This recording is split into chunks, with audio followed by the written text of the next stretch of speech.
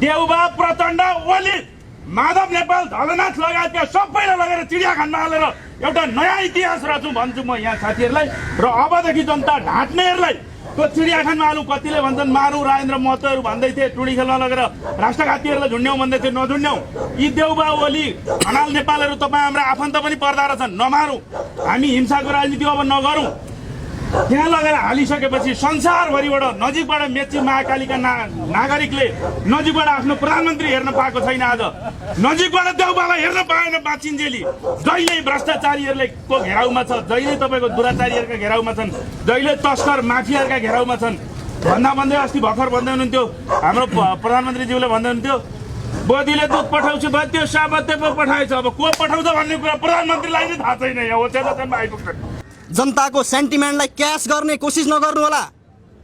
खबरदार, यहीँका पनि केही बेरोजगार साथीहरूलाई प्रयोग गर्नुभएको छ दैनिक 500 रुपियाँ ज्याला दिएर र पेट्रोल बाइकमा हालिदिएर। त्यस्ता व्यक्तिहरूलाई नेपाली जनताले उत्तर दिनेछन्। सम्पूर्ण घरायसी हतियारसहित नेपाली युवाहरू र विद्यार्थीहरू अब उठ्नेछन् र तिमीहरूका खुट्टा खुट्टा तिमीहरूको चाहिँ टाउका टाउका चिनेर नेपाली जनताले तिनको चाहिँ प्रतिकार गर्नेछन्, सशक्त रूपमा प्रतिकार गर्नेछन् र त्यसको अगुवाई, त्यसको नेतृत्व स्वतन्त्र राष्ट्रिय अभियान नेपालले गर्नेछ। यसमा हामी भौतिक रूपमा उपस्थित भएर हामी सशक्त नौलो ढङ्गले हामी यसलाई प्रतिकार गर्दछौँ।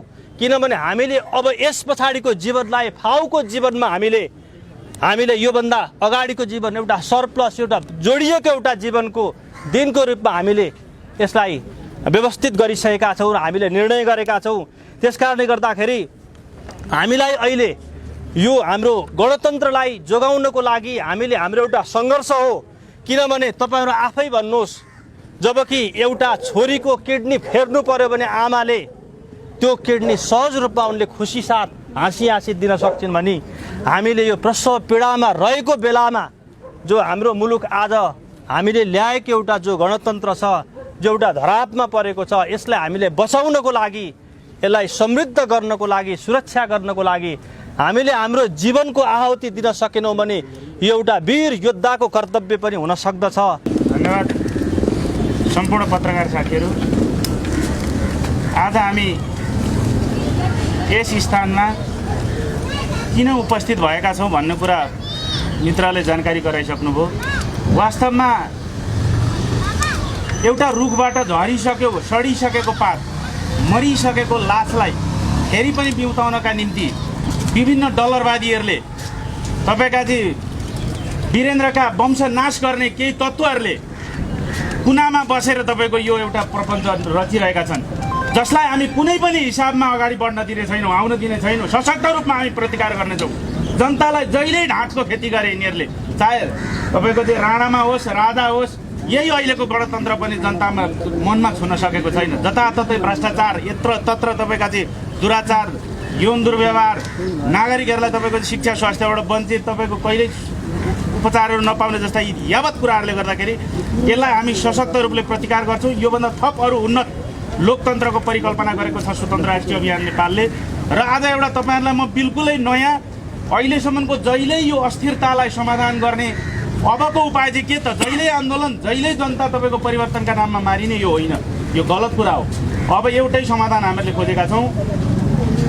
एउटा संयोग पनि हुन्छ, इतिहास पनि रचन, बडा गम्भीर कुरा छ यो। काठमाडौँ, ललितपुर, भक्तपुर, काठमाडौँमा यो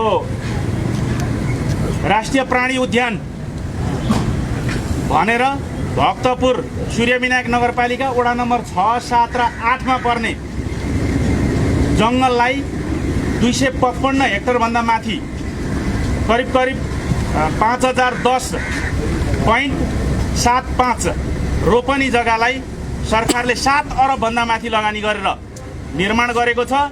यो राजनीतिलाई गम्भीर हुनुहोस् तपाईँहरू। अब राजनीति गर्ने मान्छेले भ्रष्टाचार गरेको प्रमाणित हुने मान्छे क्रमशः त्यहाँ जानुपर्छ। यो फर्स्ट लेयरका नेताहरू देउबा प्रचण्ड ओली माधव नेपाल धलनाथ लगायतका सबैलाई लगेर चिडियाखानमा हालेर एउटा नयाँ इतिहास रचौँ भन्छु म यहाँ साथीहरूलाई। र अबदेखि जनता ढाँट्नेहरूलाई त्यो चिडियाखानमा हालौँ। कतिले भन्छन् मारौँ राजेन्द्र महतोहरू भन्दै थिए, टुडी खेल्न लगेर राष्ट्रघातीहरूलाई झुन्ड्याउँ भन्दै थिए, नझुन्ड्याउँ। यी देउबा ओली खनाल नेपालहरू तपाईँ हाम्रा आफन्त पनि पर्दा रहेछन्, नमारौँ। हामी हिंसाको राजनीति अब नगरौँ। त्यहाँ लगेर हालिसकेपछि संसारभरिबाट नजिकबाट मेची महाकालीका नागरिकले नजिकबाट आफ्नो प्रधानमन्त्री हेर्न पाएको छैन। आज नजिकबाट देउबालाई हेर्न पाएन बाचिन्जेली। जहिले भ्रष्टाचारीहरूले को घेराउमा छ, जहिले तपाईँको दुराचारीहरूका घेराउमा छन्, जहिले तस्कर माफियाहरूका घेराउमा छन्। भन्दै अस्ति भर्खर भन्दै हुनुहुन्थ्यो, हाम्रो प्रधानमन्त्रीज्यूले भन्दै हुनुहुन्थ्यो बोधीले दुध पठाउँछु भयो, त्यो साबते पो पठाएछ। अब को पठाउँछ भन्ने कुरा प्रधानमन्त्रीलाई नै थाहा छैन। यहाँ ओछ्यानोछ्यानमा आइपुग्छन्। त्यसले गर्दा यो चिजको समाधान गर्नका निम्ति विशेष गम्भीर हुनुहोस्। यो एकदमै महत्त्वपूर्ण कुरा हो। विश्वबाट एउटा लहर चल्छ नेपाल हेर्न आउनेको। नेपाली नागरिकलाई 50 रुपियाँ टिकट गरौँला अथवा त्यसको मूल्य तोकौँला। विश्वबाट हेर्न आउनेलाई देउबा, ओली, प्रचण्ड, नेपाल सबैलाई हेर्दाखेरि 25 अथवा 35 हजार हुन्छ। 20 वर्षमा यो देश काला पलट हुन्छ। यस्ता ढाटुवाहरूबाट देश बन्दैन। यसमा ढुक्काउनुहोस्। जहिले ढाटेर परिवर्तनका नाममा गरिब दुखी र सर्वहारा मराउने भन्दा अर्को केही पनि छैन। यिनीहरू श्रमिक वर्गका नाममा काम गर्छ। कम्युनिस्टले भन्छन् भएका देशका उद्योग धन्दा कल कारखाना बेचिसके। 1954 चाहे तपाईँको मातृका प्रसाद कोइरालाले बेच्न सुरु गरेको सप्तकोशी नदीदेखि लिएर आउनुहोस्। कुनै पनि देशका नदी नाला ठुला उद्योग धन्दाहरू छैनन्। आज उद्योग खोल्छु, कसैले 50 अर्ब लगानी गर्छु, नेपाली माटाको आफ्नै पानीको पैसा भनेर गर्यो भने जम्मैले घेराउ हालेर त्यसलाई खोल्न नसक्ने अवस्था सिर्जना गर्छन् साथीहरू। त्यसले गर्दा विशेष ध्यान दिउँ। जो कोही अब राजनीतिमा आउँछ भने त्यसले पूर्वै तयारी गरोस् कि मैले भ्रष्टाचार 1 रुपियाँ मात्रै गरेको जस्टिफाई भयो भने मैले पनि त्यहाँ जानुपर्छ। यी पुराना पुस्ताहरू जाँदै गर्छन् अनि नयाँ पुस्ता राजनीतिमा जो आउँछ अब यो ढाटुवा खेती सधैँका लागि बन्द गर्नुपर्छ। नयाँ पुस्ताहरू पनि जाने त्यही चिडियाखानमा हो। यो एउटा लहरको भन्नाले चाहिँ एउटा सुरुवात गरौँ। यो थालनी नेपालबाट गरौँ। यसले यो देशलाई, यो जननीलाई, यी देशभरिका आम नागरिकलाई हित पुर्याउँछ भन्ने म एउटा छोटो आफ्नो कुरा राख्दै यहीँ मेरो आफ्नो भनाइ अन्त्य गर्न चाहन्छु। धन्यवाद। आम नेपाली दाजुभाइ दिदीबहिनीहरू, आमा बुबाहरू, पत्रकार मित्रहरू, मेरा प्राध्यापक जो गुरुहरू हुनुहुन्छ, तपाईँहरू सबै बुद्धिजीवी मित्रहरू र पत्रकार बन्धुहरू, आज हाम्रो देश अत्यन्तै एउटा मोडमा उभिएको छ। त्यो जटिल मोड चाहिँ आज जो गणतन्त्रका हिमायती हौँ भन्नेहरूले सिर्जना गरेको यो सृजित एउटा वातावरण अहिले हामीले देखिरहेका छौँ। मलाई लाग्छ एउटा समाजको तपाईँको चाहिँ परिकल्पना हुन्छ। समाज विकासको क्रममा धेरै किसिमका शासन व्यवस्थाहरू, शासकहरूले शासन गर्छन्। जब विज्ञानले केही कुराको आविष्कार गर्छ, त्यो विज्ञानलाई पनि नमान्नेहरू आज चाहिँ विश्वका धेरै ठाउँहरूमा, जस्तै नेपालमा पनि त्यस्ता अतिवादीहरू, प्रतिक्रियावादीहरू, संशोधनवादीहरू, यो दक्षिणपन्थीहरू चाहिँ सलबलाइरहेको स्थिति छ। तपाईँ हामी सबैले बुझ्नुपर्ने कुरा के चाहिँ हो भने कुनै पनि तपाईँको संस्थाले जब आफैले म केही गर्छु भनेर भन्न सकिरहेको छैन, त्यसको नेतृत्वले जनताको बिचमा आउन सक्ने उसको चाहिँ एउटा आँट छैन, अनि त्यसैलाई बोकेर केही जापानिज इन्जेक्सन लगाएकाहरू, एकजना भण्डारी थरका के नाम हुनु छ सायद उहाँको, यो उहाँले पहिला एकपटक यो सिके रावतलाई बोकेर हिँडिरहनु भएको थियो। उहाँहरू यस्ता यस्ता गिद्धहरूले चाहिँ मरेको सिनोलाई आकाशमा अहिले घुमाइरहेको छ। हामीलाई अचम्म लाग्छ, एउटा देश टुक्र्याउँछु भनेर अभिव्यक्ति दिनेहरू, त्यस्तै किसिमका पुस्तकहरू पनि प्रकाशन गर्नेहरू आज गणतन्त्रले देशलाई चाहिँ खतरामा पुर्यायो र राजतन्त्रको पुनर्स्थापना गर्नुपर्छ भनेको सुन्दा मैले हाँस्नु बाहेक अरू केही पनि देख्दैन। आदरणीय पत्रकार साथीहरू, सम्पूर्ण बुद्धिजीवी मित्रहरू, तपाईँहरूले एक किसिमको आफ्नै ढङ्गले एनालाइसिस गरिरहनु भएको होला। यहाँ आज एक ठाउँमा तपाईँको कार्यक्रम गर्छन् यो राजावादीहरूले, भोलि तिनै मान्छेलाई बोकेर बस बाइक केमा गरेर भोलि अर्को ठाउँमा लगेर फेरि तिनी अनुहारहरूलाई देखाइएको हुन्छ कि यतिले मात्रै राजतन्त्रको पुनर्स्थापना हुन सम्भव छ? यो कदापि पनि हुन सक्दैन। त्यसले गर्दा विज्ञानको नियम के हुन्छ भने कहिले पनि प्रगतिबाट औधोगतिमा जान सक्दैन समाज। राजनीति एउटा विज्ञान हो, त्यसैले राजनीति नबुझेकाहरू आज सडकमा छन्।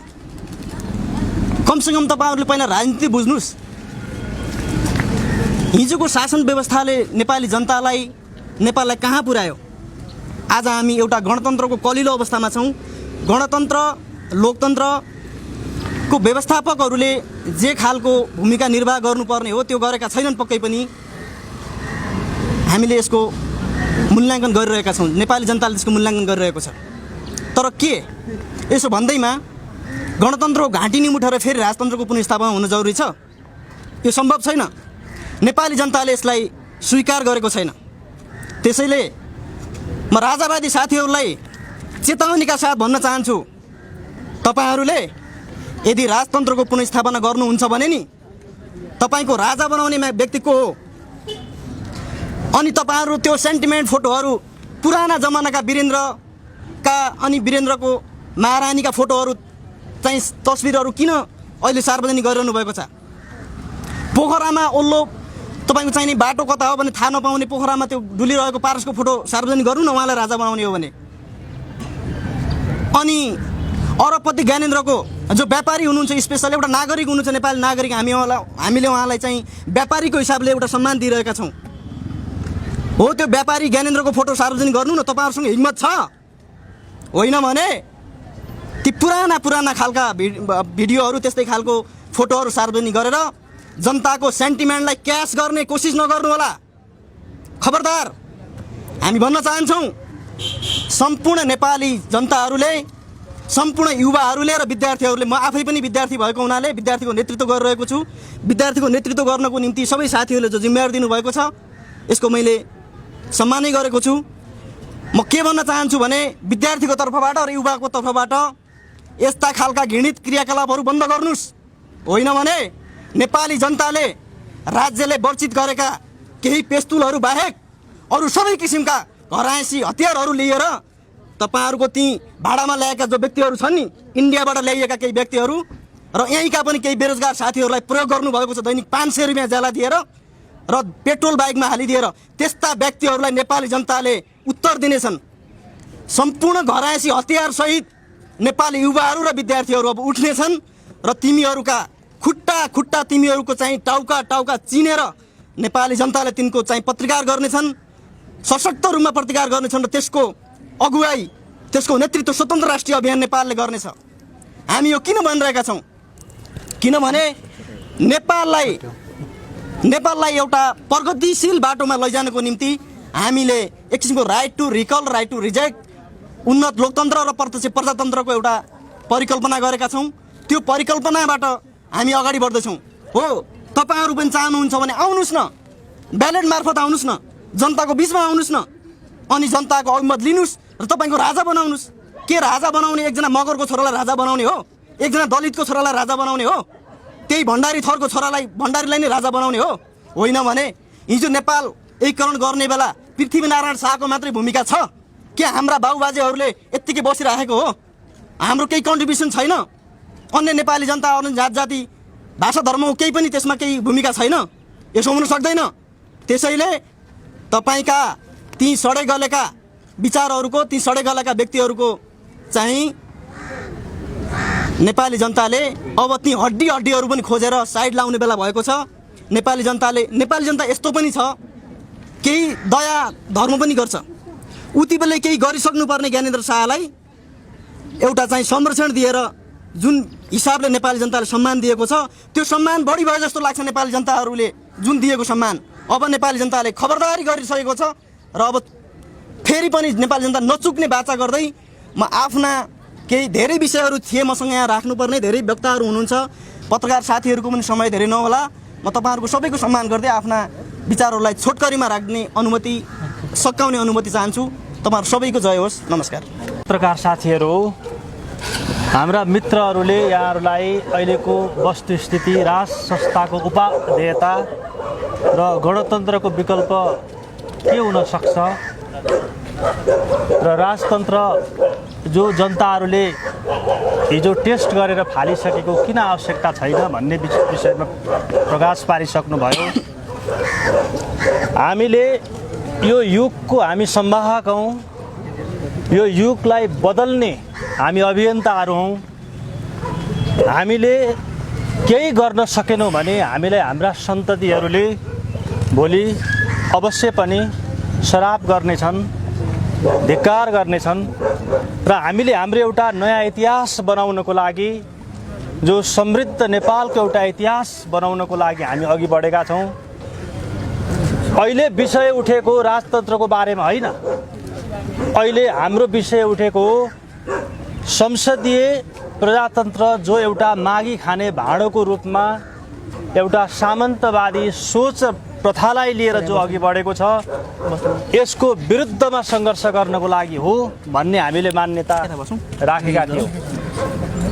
यति बेला हामीले हाम्रा सन्ततिहरूलाई एउटा इतिहासको पाठ सिकाउनु पर्ने आवश्यकता छ कि 1970 को अन्तिममा अमेरिकामा जो एउटा रिभोल्युसन भयो, त्यो रिभोल्युसन भइसकेपछि त्यहाँ प्रथम राष्ट्रपति जर्ज वाशिङटन भए, उनका पछाडि मेडिसनहरू, जेफरसनहरू थिए।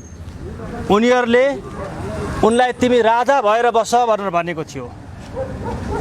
उनले यो 300 वर्ष पछाडिको इतिहास उनले देखेका थिए र हजारौँ वर्ष पछाडिको इतिहास देखेका थिए कि संसारमा राजा भन्ने वस्तु अब तासको पत्तामा मात्रै हुन्छ भनेर पछाडि घोषणा गरिएको थियो र त्यही पनि भयो। र हामीले संसारमा लामो समयसम्म हामीले दक्षिण भारतको इतिहास हेर्ने हो भने त्यहाँ एउटा चालुक्य डाइनेस्टी छ, त्यो लगभग 1500 वर्षसम्मको एउटा इतिहास थियो। नन्दा डाइनेस्टी त मुगल सम्राट छ, त्यस्तै गरेर मङ्गोल राज्यहरू थिए। संसारमा अनेकौँ राजतन्त्रहरू, राज्यहरू थिए, ती आज सकिँदै सकिँदै सकिँदै सकिँदै संसारमा हराइरहेको सन्दर्भमा नेपाली जनताहरूले राजतन्त्रबाट जन्मिँदै आएका व्यक्ति जर्नेल र कर्णेलको पद हुन सक्दैनन्। जन्मिएकै दिन कुनै व्यक्ति युवराज हुन सक्दैन।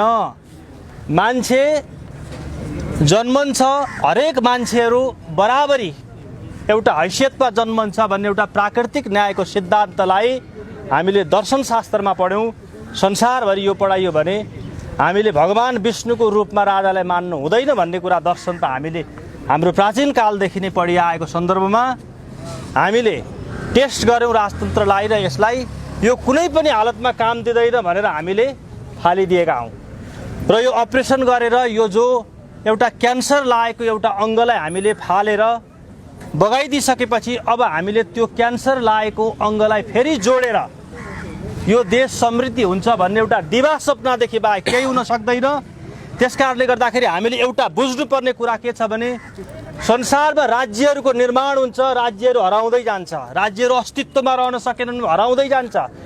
त्यो हराउने क्रममा त्यो नेतृत्वकर्ताहरूको भूमिका हुन्छ। हामीले देखेका छौँ हजारौँ वर्षदेखि पनि कुनै डाइनेस्टीहरू अर्थात् कुनै राज्यहरू रहिरहेका छन् र कतिपय राज्यहरू हराएर पनि गएका छन्।